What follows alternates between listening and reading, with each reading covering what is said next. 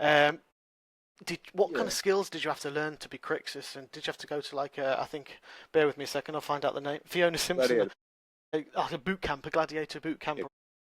Yeah, yeah. We all did that, and it was a really smart decision to get everybody who was going to basically be fighting in the arenas, together 6 weeks before we started shooting, Yeah. because you know, there's nothing worse than not having a close connection to the material.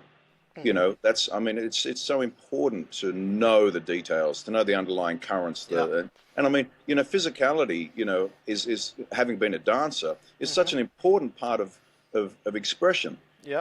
And some actors just don't factor that into their performances. They think it's just talking heads. Hmm. So they'll come on, and I'll see that, in a sweaty scene or a scene where they're meant to be physically tired, Yeah. they won't do anything. I'll see these young actors just chit chatting, and then they'll come onto the camera and they'll go, oh yes, and then they're coming now, and this breath is like just such an act that I Yeah. just can't believe that these guys actually think they can get away with that.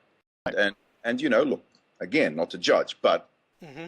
I don't like that. I guess I am judging it, but like having done boot camp and stuff like that prior to going on to filming, we all suddenly realized these layers of physical and mental exhaustion and energy, and the shapes that we need to make when we're doing the fight sequences. Hmm. We constantly went through, sometimes on camera, you sort of want to have exaggeration on certain things, to emphasize, a blow of the sword. And the only way to know these forms, just like dancing, is to do them again and again. So Yeah. we would do sword training for a couple of hours and get all of our numbers down, cutting down through angles, cutting through the middle, stabbing, going up and down, Hmm. all of these dance moves or physical moves we would rehearse over and over, so that when we got to the actual moment of being in front of that little rectangle that has to show the world that we giving them Yeah. this time in history, would be as physically as good as as the written material in its acting.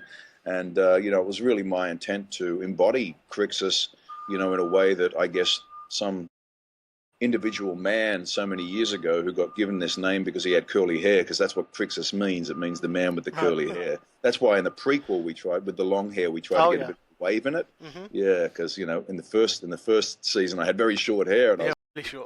Crixus means curly hair. And I'm like, yeah, but my producer was like, Manu, you're going to be like a Marine. I was like, really? Okay, okay.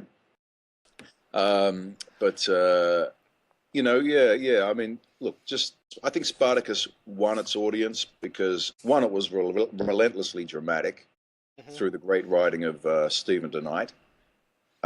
It was visually, something not totally new, because 300 had come out and people likened us to 300, but it was definitely, a big shift for television to receive this kind of visual.